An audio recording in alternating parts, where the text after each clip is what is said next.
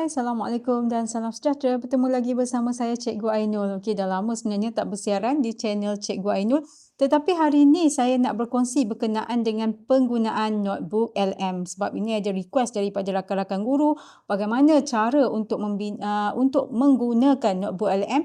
Dan ingin saya ingatkan di sini, penggunaan notebook LM, mana video tutorial pada hari ini, saya fokuskan kepada rakan-rakan guru atau pendidik yang baru sahaja nak berjinak-jinak menggunakan notebook LM.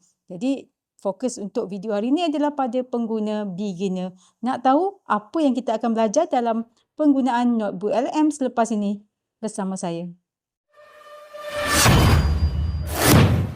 Okey, bagi pengguna yang baru saja nak berjinak-jinak menggunakan notebook LM ini, kena tahu dululah apa dia notebook LM tu. So, notebook LM ini dia merupakan satu alat AI daripada Google sebenarnya yang akan membantu pengguna untuk membaca dan juga memahami sesuatu dokumen yang kita dah upload, masukkan ke dalam notebook LM. Dan juga membantu kita untuk membuat rumusan sesuatu nota yang panjang.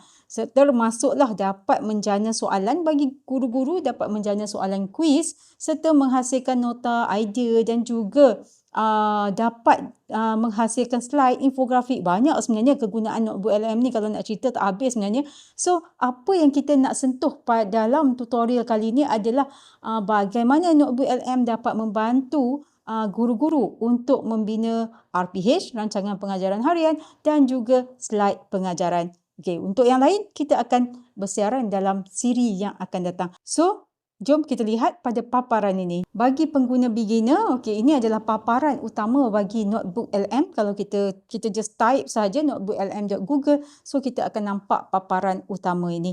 Okey, untuk yang ini kita just boleh continue terus, klik pada try notebook LM. Okey.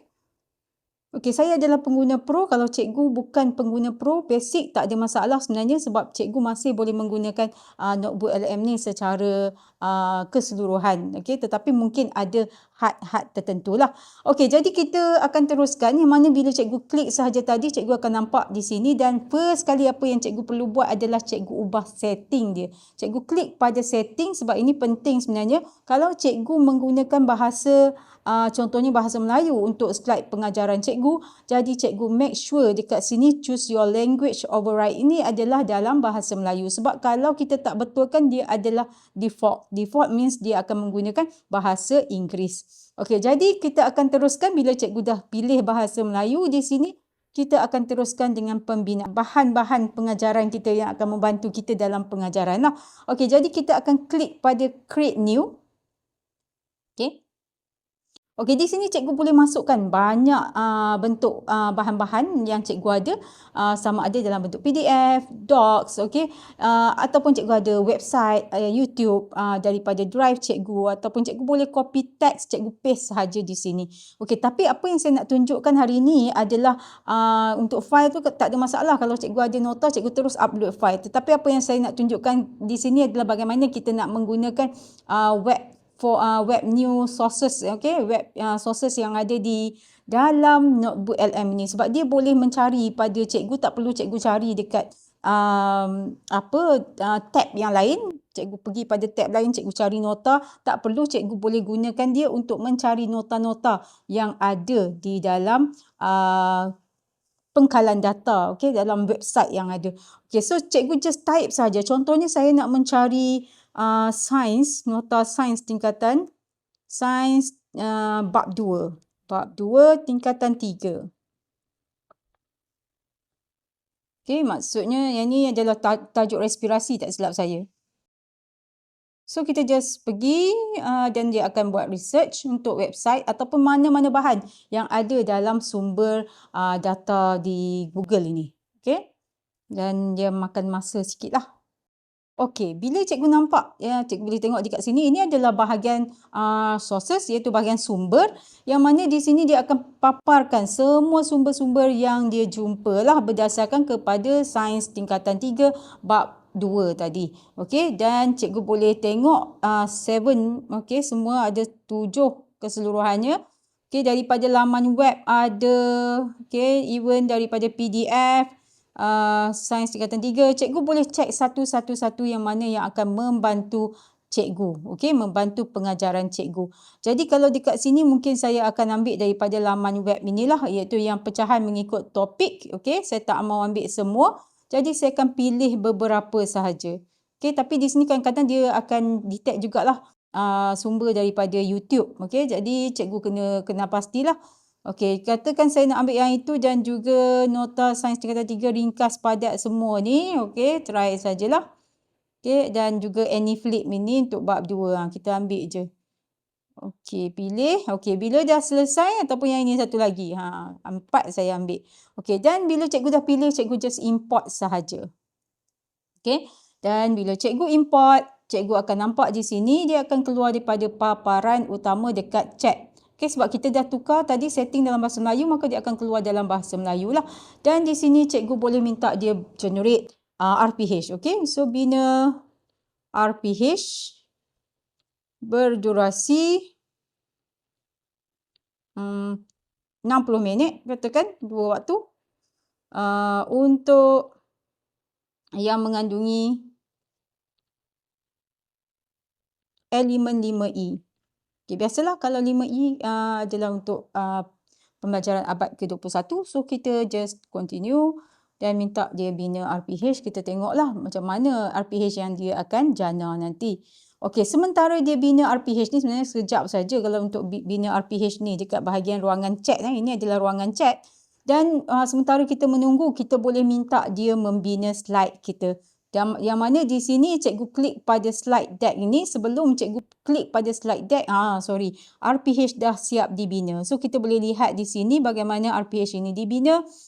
Sains tingkatan 3, okey, kita ada objektif semua, tapi cikgu kena make sure betul lah, cikgu kena semak dahulu, okey. Dan dia ada elemen penglibatan, engagement, explore, okey, dan juga explain dan sebagainya lah, sebab kita nak ada 5E tadi, dia dah bahagikan mengikut waktu. Okey, bila dah selesai, refleksi pun ada di sini. Bila dah selesai, kita cuba untuk buat slide pula. Cikgu pergi kepada slide deck ini, cikgu klik dulu pada simbol pensel tu. Okey, dan cikgu pastikan language yang cikgu pilih itu adalah bahasa Melayu kalau cikgu nak slide cikgu dalam bahasa Melayu. So, cikgu dekat sini cikgu boleh masukkan tema ke apa yang cikgu nak ada dalam slide cikgu ni. Jadi, kalau katakan saya nak, okey, bina slide. Of course, kat sini bina slide. Bertemakan, saya nak kartun Boboiboy. Mungkin murid saya suka Boboiboy. Okey, so Boboiboy. Okey, Boboiboy. Dah, cukup. Okey, dekat sini cikgu akan nampak detail deck dan juga presenter slide. Kalau presenter slide cikgu pilih, dia akan dapat slide yang simple-simple, tak ada penerangan lanjut. So, saya pilih detail deck, okey, dan juga default lah untuk panjang dia. Okey, untuk panjang ni dia boleh bagi slide ni dia boleh jana sehingga 20 slide. Okey, maksimum, tak silap saya maksimum lah. Okey, sebab selama ni saya duk bina paling maksimum adalah 20 slide.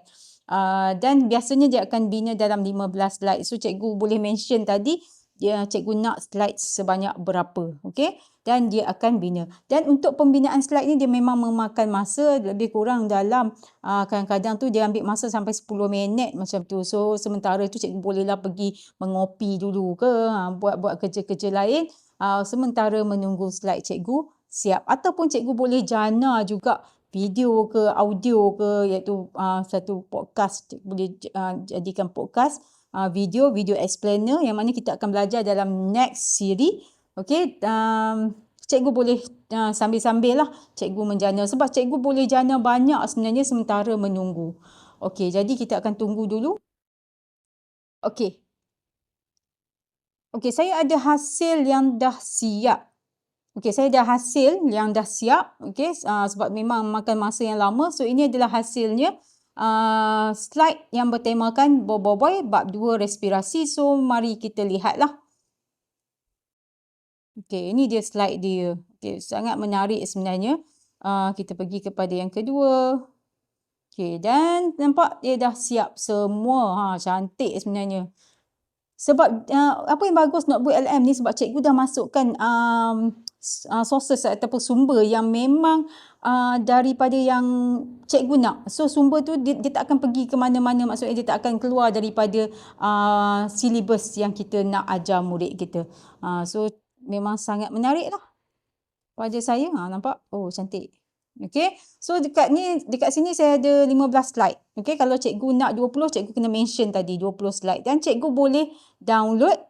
Bila cikgu download, dia akan keluar dalam bentuk PDF. Okey, cikgu akan dapat dalam bentuk PDF. Ini dia PDF. Okey. Apa jadi kalau cikgu nak ubah perkataan dalam slide ini? Yang itu cikgu boleh upload ke dalam Canva, dan cikgu boleh menggunakan Canva, Magic Canva dekat Canva untuk cikgu nak tukarkan setiap perkataan-perkataan tu. Yang tu kita akan belajar dalam siri yang akan datang, insya-Allah. So setakat ini sahaja perkongsian untuk Notebook LM bagi beginner. Okey, jumpa lagi dalam siri yang akan datang. Bye.